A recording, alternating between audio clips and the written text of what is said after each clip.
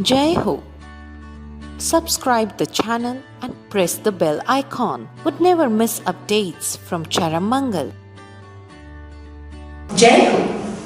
कहानी की पोटली और किस्सों के पिटारों में से एक और कहानी निकालें तो चलते हैं आज घने जंगल की ओर, जहां एक मादा शेरनी ने दो नवजात शिशुओं को जन्म दिया था। अब जब शेर के बच्चे छोटे छोटे से नन्हे से जब चलने फिरने लगते हैं तो कहीं न कहीं शेर और मादा शेरनी दोनों की जिम्मेदारी बढ़ जाती है। जब वो बच्चे थोड़े से बड़े हो रहे थे, नाम हम कुछ भी दे सकते हैं। हम नाम दे सकते हैं चीकू और टिंकू। तो चीकू और टिंकू दोनों को शेर और शेरनी धीरे धीरे शिकार करना सिखा रहे थे, लेकिन शिकार करने साथ ले जाते थे। अकेले जाने की चीकू और टिंकू को बिल्कुल मनाही थी। अब चीकू थोड़ा शरारती था, टिंकू अपने माँ बाप की बात मानता था। अब धीरे धीरे जब वो बड़े हो रहे थे तो जब वो शिकार पर जाते अपने माँ बाप के साथ तो उनको बड़ा मजा आता था। जब वो पानी पीने जाते थे किसी तालाब के किनारे, तो वहां पर जब हिरणों का झुंड पानी पी रहा हो या सुअरों का झुंड जब पानी पी रहा हो तो शेर की दहाड़ से जैसे सब जानवर भाग जाते हैं, तो इन छोटे छोटे चीकू और टिंकू के छोटी छोटी दहाड़ों को सुनकर छोटे हिरण के बच्चे या छोटे सुअर के बच्चे तो भाग ही जाते थे। बड़ा मजा आता था दोनों को उनको डराने में। और जैसे जैसे वो बड़े हो रहे थे उनकी दहाड़ और ज्यादा मजबूत होती जा रही थी। उनकी जो दहाड़ की गूंज थी वो थोड़ी और दूर तक फैलने लगी और मजा आने लगा दोनों को। अब हुआ यूं कि एक दिन दोनों शेर और शेरनी दूर कहीं जंगल में शिकार के लिए निकले, लेकिन दोनों बच्चों को स्ट्रिक्ट इंस्ट्रक्शंस देकर बाहर नहीं आना। जब तक हम लौट कर ना आ जाए तुम कहीं नहीं जाओगे। चिंकू और टिंकू दोनों कुछ देर तक तो बैठे रहे अंदर। अब धीरे धीरे जो चिंकू है वो थोड़ा सा इम्पेशेंट होने लगा, यानी उतावला होने लगा।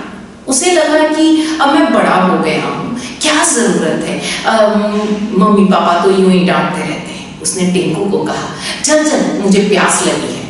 टिंकू चीकू को अच्छी तरह से जानता था। उसने साफ कहा, मुझे पता है तुम्हें कोई प्यास नहीं लगी है, तुम्हें सिर्फ जाना है तालाब के किनारे। चीकू बोला, हाँ तो सही पहचाना, लेकिन मुझे बड़ा मजा आता है वो जो मैं जोर से दहाड़ता हूँ और शेर वो हिरण के बच्चे सब भाग जाते हैं शेर की दहाड़ सुनकर। वो ऐसा समझते हैं शेर आ रहा है, लेकिन वहां तो मैं होता हूँ, मुझे अच्छा लग रहा है। चल ना, मम्मी पापा ऐसे ही कहते हैं, वो यूं ही चिंता करते हैं हम बड़े हो गए।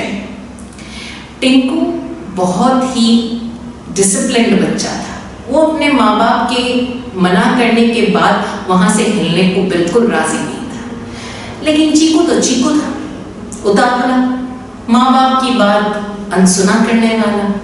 तो चले गए जनाब तालाब के किनारे।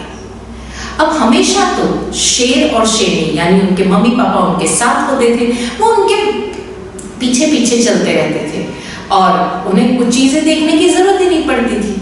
और उनकी अनुभवी आंखें हर चीज ताड़ के चलती थी, किधर खतरा है, कितना खतरा है, कहाँ खतरा है।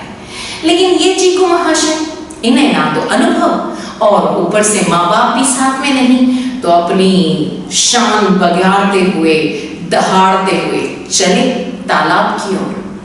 अब उधर तालाब के पास एक शिकारी ने जाल बिछा रखा था। जैसे ही चीकू अपनी रौ में दहाड़ता हुआ पहुंचा तालाब के किनारे, उस शिकारी ने जाल डाला और चीकू को पकड़ लिया। अब चीकू था तो छोटा और इस अनायास आए खतरे को भांप भी नहीं सका, और ना वो इतना मजबूत था कि वो शेर उस जाल से बाहर आ पाता या उस शिकारी को डरा पाता।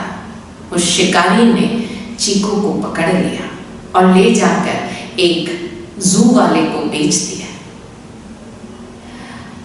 जब भी जू में वो बच्चे आते और उस चीकू को देखकर ताली बजाते।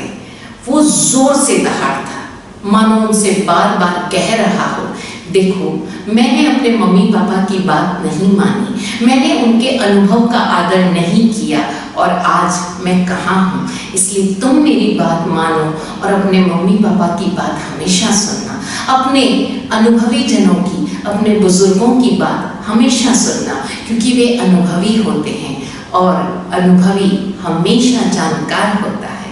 विराट गुरुदेव के दिए गए 10 तथ्यों में से एक तथ्य है, अनुभवी हमेशा जानकार होता है। लेकिन अक्सर बच्चे जो उम्र के इस जोश में बड़े हो रहे होते हैं, वो नौजवान जो पूरी तरह से अभी जवान नहीं हुए हैं, जवानी की दहलीज पर कदम रखा ही है, वो अपने जवानी के जोश में अक्सर अपने माता पिता और अपने बुजुर्गों की बातों को, उनके अनुभवों को दरकिनार रख देते हैं और जिंदगी में अक्सर प्रॉब्लम्स का सामना करते हैं। प्रॉब्लम्स का सामना हमें मजबूत बनाता है, लेकिन जानबूझकर खुद को प्रॉब्लम्स के मुंह में डालना अपने एनर्जी, अपने टाइम और अपने कॉन्फिडेंस की जानबूझकर हत्या करना है। तो ऐसा ना करो।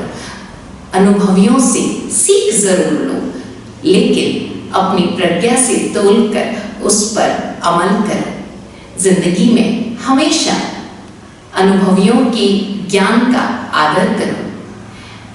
किसी भी मोड़ पर जहां कहीं आप अटको, इस कहानी को जरूर याद करना। फिर मिलेंगे अगली कहानी के साथ। जय हो।